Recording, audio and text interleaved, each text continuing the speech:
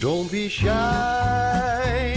'cause life won't bring you down too far.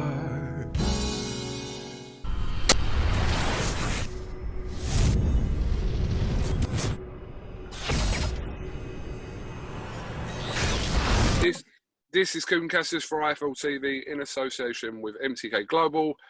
Delighted to be joined by all the way in Queensland, Australia, Tayla Robertson. How are you, Tayla? Yeah, good, thanks.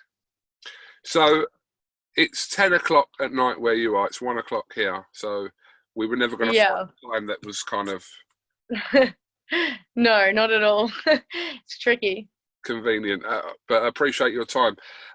Tayla, what's the situation regarding kind of the pandemic in Australia at the moment? Well, in some of our states like Victoria and like Melbourne and New South Wales, etc., they're still in lockdown, but our state has been they've closed the borders off, but our state's almost coronavirus free. So we've got pretty loose restrictions, which is good. We're having fights in Queensland now, which is great. Great. Any fans at the fights? Yeah, we're allowed crowds. It depends on the per square meter, but there's still a fair few. It's 100 people to a certain amount of square meters. So we've got the Hearn versus Zoo fight coming up, and that's got a fair bit of a crowd there at the stadium. Good. So when were you originally meant to fight during this kind of period? I was supposed to fight in May. Right. Yeah. Yeah. So do you know when that's been postponed till? I was speaking to Mike today, and he said we'd either have something maybe in October or November. Okay. So that's what he's focusing towards at the moment. But that will be in Australia, yeah? Yeah. Okay. I'd love to branch out, but that's up to Mike and my management and coronavirus, I guess. Absolutely. Have you been to the UK before? Yeah. I've done some training over there in the amateurs. Stopped through London and a little bit. We went to Ireland and we did a few stopovers on the way. So. Okay. So you're a little bit travelled. You're only what, 22? Yeah. I fought in Europe and UK a lot as an amateur. Okay. One of the builders is knocking on my car door. Could you hold on 1 second? Yeah. Hold on. Oh my God, I've actually locked myself in. Wait. Oh my God, I've actually locked myself in. I actually can't get out. Oh my God. Is there not a button? I've actually locked myself in. I'm so sorry about this. That's okay. Oh my God. He doesn't know. Is he just standing there? Oh my God. What do I do? I'm locked in. Tayla, I'm really sorry about this. That's okay. Oh! Got it? 1 second. Hold on 1 second. I'm so sorry. No, go for Hold it. on. That's okay. Right, just picking this back up for the third time with Tayla Robertson. Tayla, I'm very sorry, and I apologise. It's all good.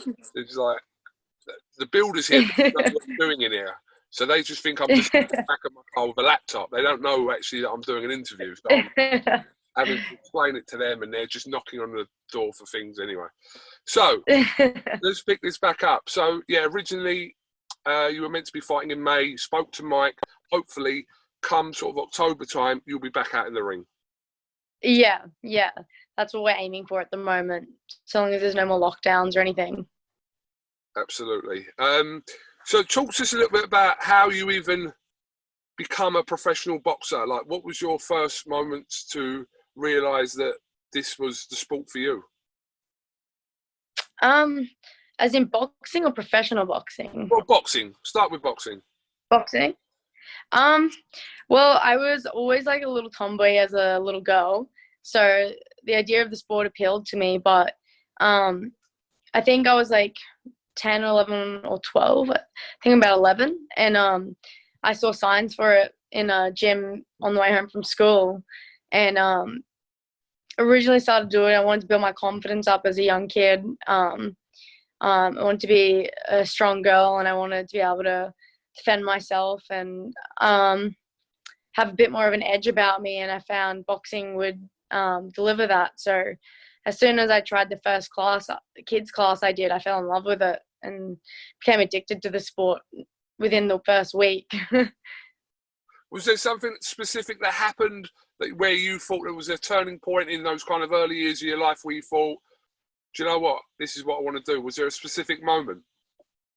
I had my first spar, and it was against some of the boys because there was no girls in the gym. And I think my first spar is when I realized how much I really loved it. And as soon as I had my first spar, I was only like 3 weeks in the gym, I was already asking the coach if I could have a fight and if I could do this and that. And I was only like 30 kilos. So I had like, there was no girls at all. So me trying to get fights for the first few years was so hard. Like I was having exhibitions with boys and girls 25 kilos heavier than me. I was just trying to get in the ring with anyone in an exhibition. Right, okay. So, yeah, that's quite a weight difference at that age as well. Yeah. Yeah, but I had fun. So you're starting your professional career at a very good time for women's boxing. It's the strongest it's ever been, especially over here in the UK and also in America. So it is a real good time for yourself to be turning professional. And I know you've had one fight now, but good times. Yeah, I'm really excited. It's really exciting watching the professional scene, especially in the UK at the moment. I'm a big fan of Katie Taylor, and that division's starting to get some heat in it now too. So it's kind of exciting. Absolutely, she was obviously scheduled to fight Amanda Serrano, a fight that we were all looking forward to. She's now rematching Delphine Persoon in 4 weeks' time, so that should be interesting. She got a few critics around that fight. A lot of people believe that she didn't win that fight, so she wants to go and put the record straight. Yeah. I mean, I'm always going to be a Katie Taylor fan, so she's probably my idol from the start of my career. So rightfully so. She's a lot of not just female boxers, but she's going to be an inspiration to many people. What she's achieved in her career. Yeah. Are there any other fighters from the UK that you're kind of aware of? I'm aware of Savannah Marshall. Yeah. And Terry Harper and her opponent Tash Jonas, who Mike's also managing. I do. I've been following a few now. Of course, there was Nicola Adams, but I don't think she's boxing anymore. No. She was also another idol because she was, two-time Olympic gold medalist. So she was always someone who I looked up to as well. Yeah, the UK has got some good girls. Obviously, Terry Harper and Natasha Jonas in action this Friday. Britain's first ever all-female world title, which is happening in promoter Eddie Hearn's back garden. Did you watch any of that from the weekend? I watched bits and pieces, but I was out away on the weekend, so I wasn't by my laptop at all. But I did come back and watch a few bits and pieces. Nothing like just on social media. Yeah, of course. But boxing returned for Matchroom here in Eddie Hearn's back garden, which was quite interesting to watch with no crowd there, but they put on a show there. So boxing's starting to creep back. Yeah, definitely. It's exciting. I like it.